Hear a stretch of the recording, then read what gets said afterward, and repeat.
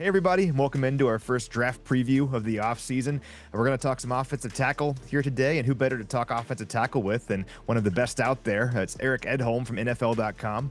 And Eric, I want to ask you about this offensive tackle class as it relates to the Chiefs. But before we jump into specifics, I'm just curious for your thoughts on this year's class of tackles as a whole. It's an interesting class. I would say day 1 and 2, it's not necessarily a bad group. It does feel a little bit thinner. And once you get into day 3, you're talking about the developmental types and, players who maybe more factor in inside. So maybe a little less exciting than a normal year, but better than some of the lowest years we've had. Sure, and it's always tough to find your blue chip, can't miss left tackle prospect unless you're picking in the top 10. That's the good problem for the Chiefs year after year, as they're picking in the late 20s, or hopefully 31 or 32, and that's right. The case, of course, this year. But let's say they want to go offensive tackle at pick number 31 overall, want to stay pat at that spot and take a tackle that falls to them. Who are some names that could make some sense? Josh Simmons at Ohio State was a player who I think could have factored in as a higher first-round pick. It's hard to know where he'll go, but getting hurt at the end of the year, and having his replacement play well, I don't know how much of a factor that was, but certainly affected his draft stock, and that kind of pushed him more into the late first, early second round discussion, somewhere in that 20 to 40 range, I would guess. He's certainly one candidate. Kelvin Banks from Texas, some teams view him as a guard, some will probably try him at tackle, I think. He would have to be one that fits in. And the guy who filled in for Simmons is a really interesting player in Donovan Jackson. I prior to December, probably, I don't know that I would have said, oh yeah, this is an NFL tackle. He played mostly at guard and did a really good job there. And I think just body size wise, 6'4", 320-ish or whatever he is, you'd say, okay, that's probably more of a guard, but he played so well during the playoff run and the stretch run of the season outside in place of Simmons that it's caused me to kind of rethink him a little bit and at least have more versatility. You could try him at multiple spots and probably feel pretty good about it.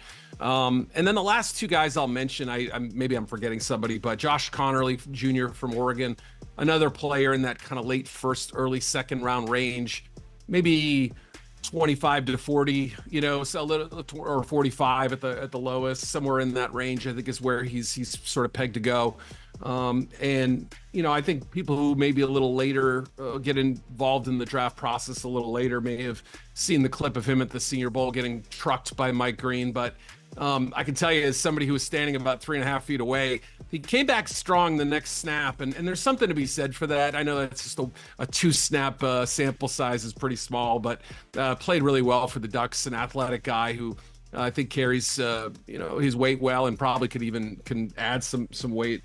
But nice player who I can't fall in love with, but I could see a team like the Chiefs sort of using his skill set well. Ursery, the kid from Minnesota, really intriguing, big size, obviously sort of fits the Chiefs mold in some regards. I came to appreciate a little bit more the more I watched him.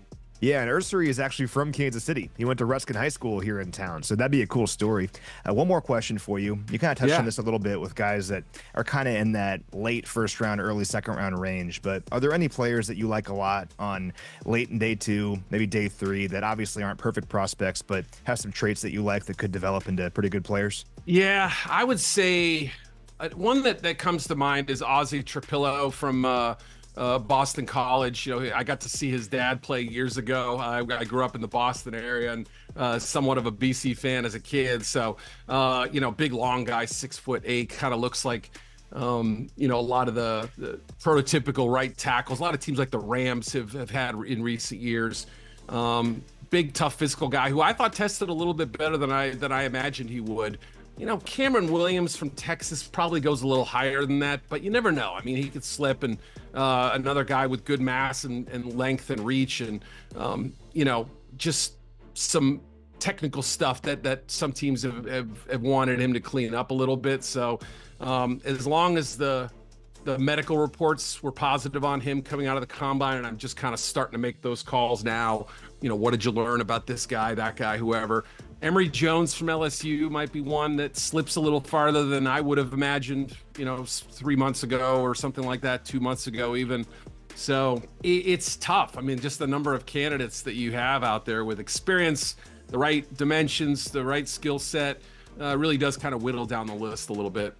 Well, again, those guys that have all those things right away at 21 years old are going in the top 10, right? Right. But it sounds like in your evaluation, day two could be a sweet spot for some players that maybe, again, aren't perfect, but have some traits that you can build on. And we'll see what the Chiefs choose to do. But picking 31 overall is difficult when you're trying to find a player who can come in right away and contribute along the offensive line. But again, seen Brett Veach do this over the years. Maybe they can find a guy late in round one or maybe on day two that can come in here and compete for a tackle spot. We'll see.